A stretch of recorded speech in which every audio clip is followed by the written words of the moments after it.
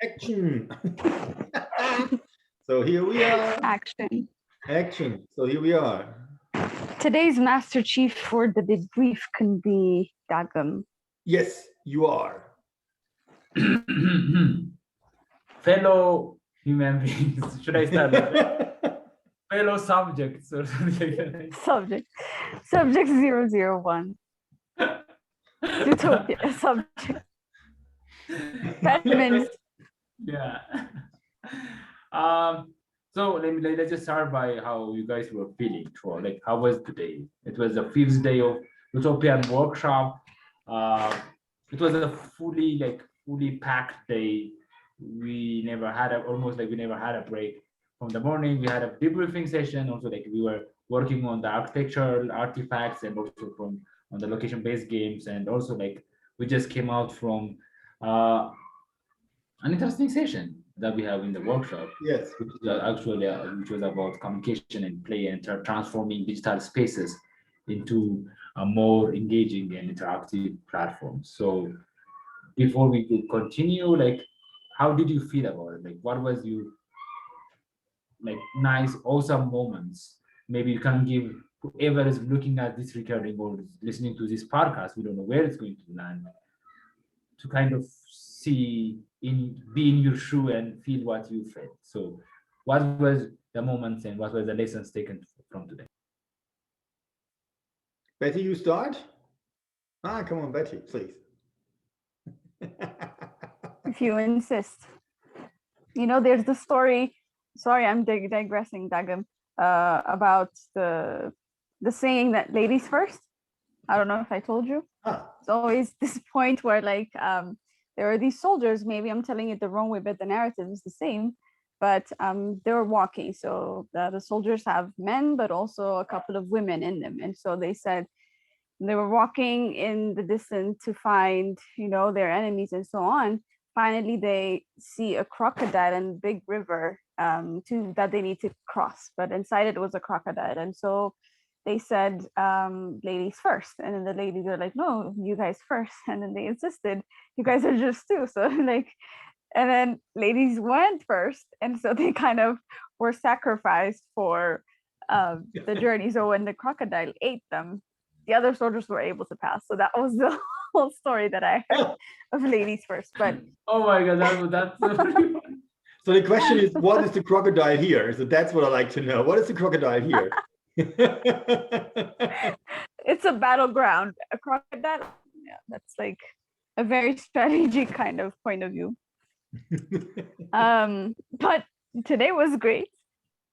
The content wise especially is really good. And I think we played a little game that was different in our workshops called a werewolf. And before that, the thing that we did with the sessions exploring what the digital element has for us to be able to combine and rethink what communication in the digital world would and could look like was also interesting. And I actually did make some silly mistakes there. And you know how we always talk about like miscommunications can happen via text, and it's usually like easier when people call each other or when they have a face-to-face. And that happened with me today. So Christoph was talking about like he is a hellfire, he's the god of hellfire, and I was saying that someone would take him over, meaning it is a positive thing, but that someone did not take it as a positive thing, I assume, and then they switched their camera off instantly. And I felt like so bad because that was like a miscommunication there. But we fixed that. And also, by the way, and also Betty, I actually wanted one of you guys to be a werewolf. So I did a coin toss and it came Betty, and I actually wrote to you that you are a werewolf. But it seems like you didn't see it. And that's why we ended up with 2 werewolves.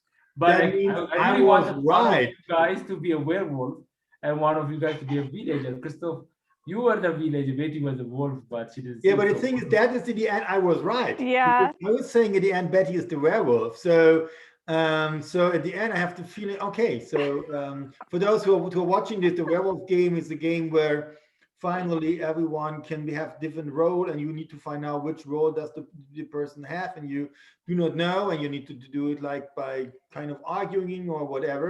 And I thought that Betty is the werewolf, so that monster that kills all the villagers and stuff like that. And I was really afraid about her, so I was really like, oh my goodness. So it was like I was telling her, saying her name, because I felt this kind of yeah, it was, you know, have you seen that, have you ever seen that movies with werewolves? So they have the eyes, and they like vampires, they look you in the eyes, and then you are under their control, so you cannot move any longer, and then you're going to die. So that's the thing. Underworlded, right? Underworlded is the name. Yeah.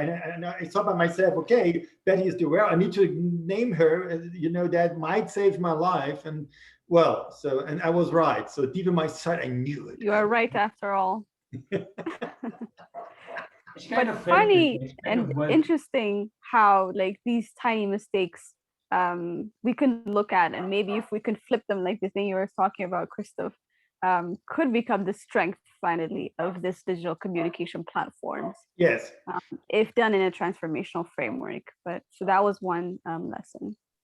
By the way, like this is a common practice. For example, you're having a meeting with your boss, and you're really like frustrated and pissed off, and you thought you turned off the mic, and you kind of turn to your wife and say, "Oh my God, this guy is an asshole." And then you look back, and he's looking at you. You see the mic is on, and like now this is an interesting conversation. Like you have to, it always happens. Yeah. Like. But the thing is, like, this is, by the way, it is a very interesting question, because on the one hand is, and we had this in one of our conversations in the last days, why is it like this? Why is transparency such a big problem? Why is it a problem that you think that your boss is an asshole? Because it's not your best friend. Yeah. So it's like, so at the end, what we do, I'm totally okay with the situation that you not tell anyone an asshole. I'm fine with that. Yeah. But the other side is, I guess very often we create rituals and systems that finally just try to not to be transparent. So we create a wall. Yeah. And this is something like, it's like, because we do not trust each other. That's the thing. We do not trust each other. We do not have the feeling like we can really be honest to the others and really talk what we really have in mind, what we really think, what we really want, and stuff like that. So it's always like this situation where you are like, especially in the transformation process, where it's all about this kind of activity. It's kind of, you know, transformation always creates the biggest pressure on people. Yeah, and it's not, and then so they have to feel like, okay, as they do not know what comes out of the process, they're afraid that of, you know, losing their position or whatever, and even they do not trust each other. And the thing is, like, it's the same thing if you have a company and there is a group of people working together, and one day one of these persons becomes the boss of the team, and then the role is changing. Yeah, and it is something like I think, like, it's like there's a wonderful science fiction poem, and this is about a society where there is the totally transparency, and that means wherever you go, there are billions of cameras and microphones. There's nothing that you can do without being watched by other people. So it's the 100%, they call it the 100% transparency. And so there's no crime any longer. There's nothing, because everything is there. And the funny thing is, at the starting point, there are two interesting elements. The one is you get your normal money. So everyone has a flat, everyone has some food, so no one needs to die. But if you want to have a certain kind of luxury life, you need to have lots of followers. So, and that's the question is, okay, what can you do? You know, what can you do especially? So as everyone can see you, it's not enough to say, you can see what I'm doing. So you need to find out, what can I do and how can I do it to make more people kind of watching me? And the other thing is that in this poem, it describes that when they came up with this idea, there were a lot of people like protesting against it, and there was a law saying there need to be places where no one can see you, no one can hear you. So private places, there need to be, in every city, there need to be places. And the funny thing is, in this poem, no one were using it. Yeah, and it's quite interesting. And if the whole poem is about crime, it's because someone finds a way to kill someone, and no one knows how this could happen, because usually the police just would look at the camera, and they would see it, and then they found out even this guy or these guys that are doing it, they can even do it while everyone is watching, and no one knows who did that. So this is and this starts, one of the murderers starts with that he was kind of buying things in the stores, and suddenly he stops and just standing there, and they find out that he knows exactly where the cameras are. They don't know why he knows where it is, and then and then they check out the bill from the things that he was buying at the supermarket, and they found out that he was buying things just because of the first letter of the words that he was buying. And if you read it, it could be like a local based game. If you read it, it's just like, I see you. You know, I can see you. I know what is happening. That is, and it's okay. We don't have, none of us wants to have 100% transparent thing, but it's quite interesting that we never kind of experiment with this. Yeah, because it's like it's trust. So if I would be think about this, I would be very, very, very honest to a person, 100% honest, without holding something back and without awaiting the same. I just would do it, open my heart, my mind, whatever. So this means you are in a very weak situation. Yeah, you know what I mean? And this is the reason where play can become a very relevant thing. So think about, you can create a code. Yeah, I guess this is the only way you can do it, creating a code where these two persons can kind of go deeper and deeper step by step. Yeah, but that means you need to create the code without knowing that you need to create a code. But think about that. So it's just very metaphoric philosophical stuff, but it's just. But like, by the way, you have a point. You have an interesting point. Yeah, like you said, 100% transparency almost never. It's almost impossible. But there's actually a more viable. Like I think we've already discussed with Beatty. Like we've been talking about this. Like there is this term called open security. Like so, the term open security is like you open up not everything, but you become like you everything you want to hide, you hide it even from yourself. And everything that you want your closest wife, like your closest friend, it could be your wife or your best friend, if you want to open up to this person, then you have to open up for everyone. So if I, like, for example, anything that I'm telling Betty and Crystal, when I tell it, I should be sure that everyone should listen to this. So an open security in such a way that if you have to protect it, you have to protect it from yourself. And if you have to let it go, once it's out, it's out. So you can't have someone else hold your secrets. So it's a digital term. It's open security. It's a common term. They call it building bridges. So I think that's really the most important thing, even in the game. Like we saw, for transparency, one of the most fundamental uh, the activities that we're blessed as a human being is this principle of communication, conversation. And this conversation, we've seen it, like the whole game was about deception. And when you converse, even the term is converse, it's like two opposite words coming together and fighting with one another. And what happens is, if I tell you, like, if I'm offended by one of you, if you tell me you've offended back, then we can find a way around it. But if once someone starts holding back and keeping a secret, now transparency is being lost. And what you have is me living inside with the notion that one day might go out and create havoc in the world. So that's why we always say, like when we talk about transformation, communication is really, really important. People need to converse. We were talking about participation yesterday as well. They need to come and have their say. Not the right thing, but the real thing. If they hate it, they should say they hate it. If they love it, if they love something, they should say they love it. But there needs to be a dialogue between stakeholders so that transformation might be viable.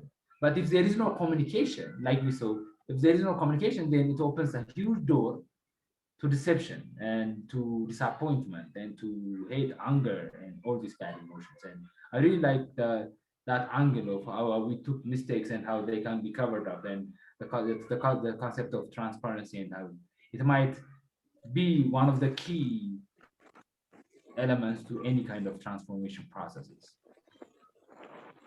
But I think that this then again takes us back to the idea or the concept of fear. And if we would break it down into like game mechanics as well, it's this one simple question where like kids are so transparent, right? With whatever they feel, with whatever they say, with however they want to act like. And that process of growing up, with what things happening, do we become less and less transparent to each other in a way? You know, what is that element that drives us to have, you know, blocks over blocks to kind of keep things to ourselves? And so is it fear is my question, because what do you have to lose, right? That's I think the biggest question also in a sense. And maybe understanding the elements that create this scarcity of items or things that create overall the idea of fear itself then becomes part of the whole play. Yes, but I think that the question is it really like, okay, I guess you're right. Okay, it's about fear in one I or the mean, other way. Maybe it's, it could have different versions, yes. yes, but I think like maybe the main concept is fear, I guess so, because because sooner or later as a kid you understand that there is a weakness. Yeah, so that it's like even kids have to learn year by year that they are someone. Yeah, it's Yeah. even like the concept of time. So my daughter does not understand the concept of time just because of her age. That's the thing. Yeah. So it's like, and it's a question of understanding you are someone, and there is something inside. And on the other side, I think what kids are doing, and I think this is something that we as adults could also use, is kids very often play with the concept of holding something back, of secrets. Yeah. So it's like on the one hand, you're right, Dagam, that if you're not transparent, so you might create pain or whatever. But on the other side, what if you like the thrill of being not transparent? What if secrets are something that become relevant, or something like, it's like, this thing that sometimes you talk to someone, and without saying something, you have the feeling the other person understands exactly what you mean. Yeah. So it's like, and then you can hold a secret, even it's not a secret any longer. And it's like, this is like a thrilling moment. It creates a certain kind of, I'll explain this, a certain kind of thrilling moment. Yeah. And this is something that I guess this is one of the problems that we have with transparency, because transparency on the one hand is just all data is visible, everything is there, you can see it. Yeah, you're not holding back anything. But on the other side, the problem is it's not enough to have the data open. It needs someone who kind of translate them and makes it become of accessible, because data, like if you just have data is nothing. You need to have someone who kind of creates an access to this. And this is something that I found out even in the Corona pandemic situation right now. So it's like I had this situation where in Germany we have a huge discussions about whether the government is doing it right or wrong. Even I'm criticizing the government very often for several reasons, like because I think we should have real lockdown for a longer time. So but then were these experts, like experts for viruses, for vaccines or whatever. So they talk about this. And what I found out is after a couple of weeks, I found out is the problem is that we listen to people without understanding where their ideas come from, because their perspective is different on the same issue. So we have the data, but the perspective is different. And that means we talk, and maybe we got in a rumor or whatever, but in the end, it's not about that we disagree on the data. The problem is the different perspectives are in a situation that they compete with each other, and that creates instability, because on the one hand we think like, hey, what's the matter? I was transparent. There are the data. What's the problem right now? And then I think we find out that there is this kind of battle between the translation of the data. Yeah, and that is something like, and this is, I don't know, but this is something that we need to keep in mind. And in games, an example, that what I learned from games is, and I don't know why I learned this only from games, but in games, it's not only that the data that you need to solve the task is there. It's also, there is a way how the game teaches you to understand all the data so that you are able to play the game. So if you just say to someone, no, or if you just, like to my daughter, it's very important that you explain the child why you say no. It's not enough to say no. You need to say why, because then there we create context. You know what, Mike, does this make sense to you both?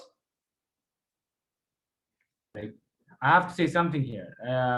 It's really, it actually makes sense, but you are also talking about like this concept of transparency and like fear in a way. And I don't know if you know about this research that was done with kids, and like what actually happens with kids is, for example, for people below the age of 6 or 5, what happens is they don't think of themselves as a separate entity than the whole. So there is this notion that they think there is a global consciousness. They are the same as everyone else. So they don't identify themselves. And I don't know, Christoph, you can actually vouch for this.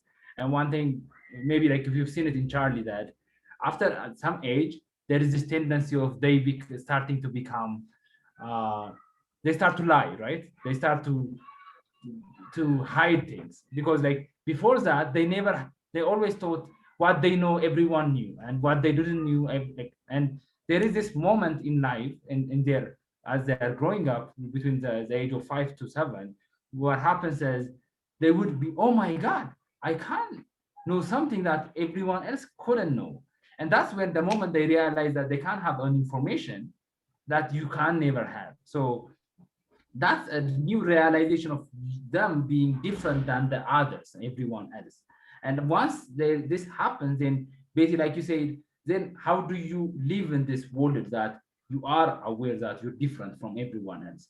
Are you going to feel, or are you going to be the person that's part of everyone else, or are you going to be the person that's against everyone else? Now that's where fear starts to come in. If you like out, if you are out of the circle, if you consider everything else as outsider and different from you, then it's bound to happen that scarcity and the sense of like you losing something starts to add up.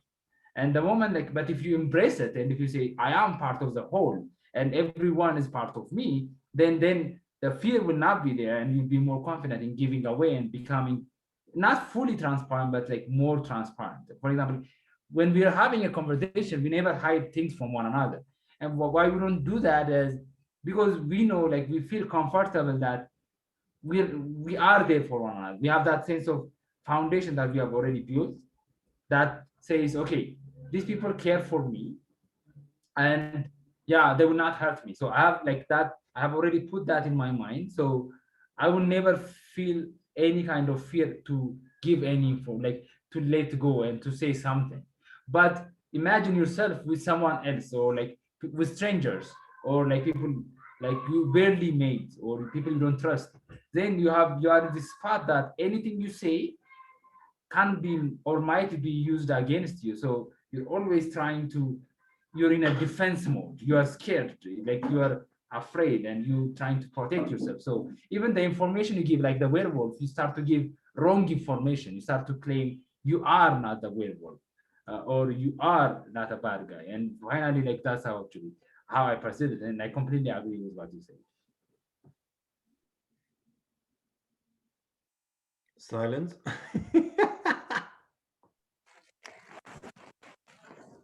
No, really, the Daggerman feels like this is more even a spiritual journey than, like, you know, more than what it is in terms of technically breaking down what transparency could be, and finding yourself as one, like an energy, not just like an entity, but like an energy makes you yeah, become okay with everything. But like you say, there's so many variables that could happen.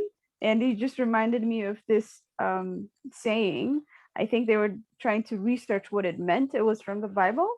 It said, I am that I am, but everybody was reading it as someone said, I am that I am, I am that I am. And so there was this huge conversation about what that meant. And at the end, after all the research and after all the money that went out for that, it just was like a separation of two elements within that sentence.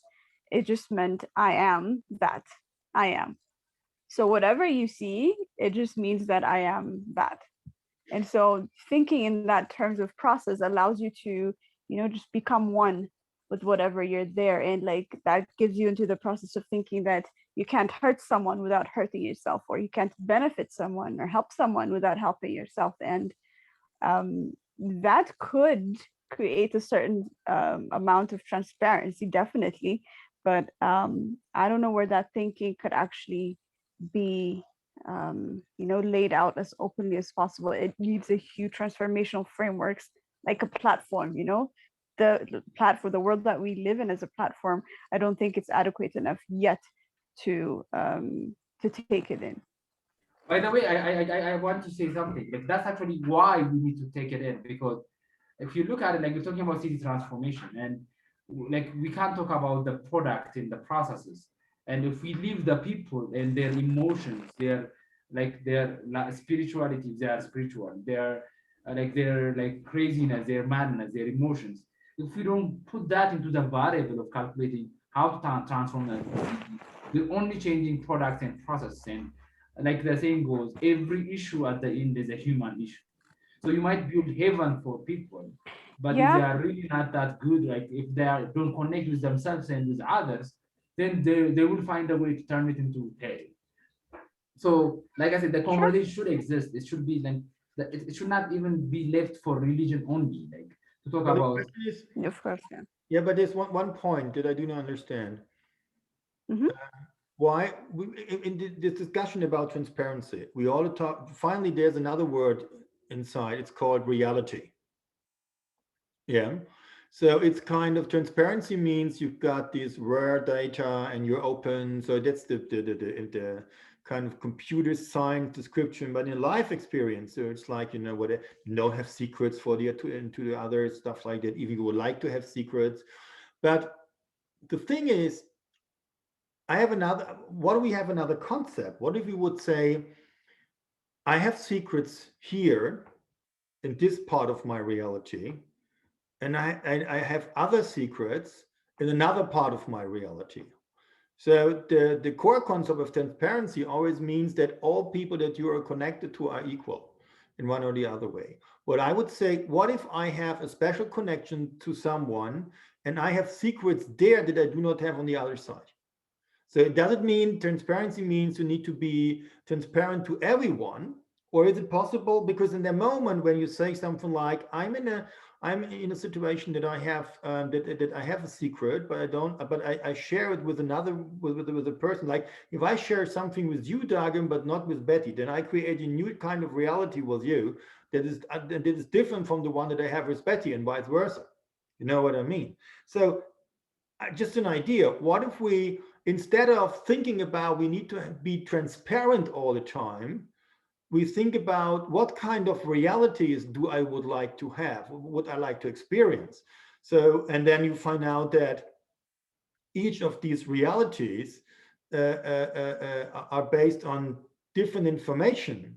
And so then it's not a problem that you are like an example, if I like French fries, and we are three, we would have a wonderful connection by eating French fries. And I'm afraid that other people are angry because they hate potatoes, and I don't want to have on my profile on Facebook that everyone knows I love French fries, because maybe people are very angry about that. Yeah. So and then I have this with you. So, and together we can use the data and create a wonderful reality. Yeah.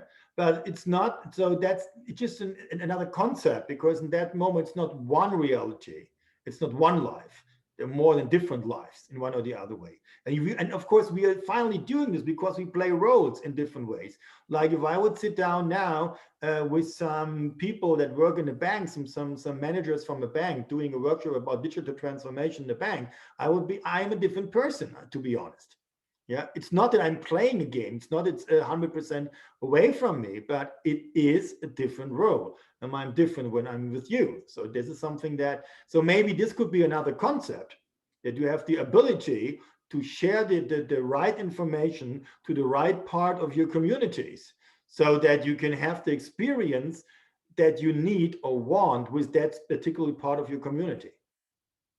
Let me ask you a question. Like, I really like the perspectives that we had. Now, like there is something, we have the three of us, right? Yeah. What if we can still have this with five? Like, what if, like, what would it feel like if we had two more people and still keep the experience? Would you be open for that? You mean if there would be more people in even no longer us three, but five people? Five will be five, and this bonding will be not only the bonding of three people, but the bonding of five people. The experience being the same. Now, meaning, yeah, like, I understand. So would you be happy with that?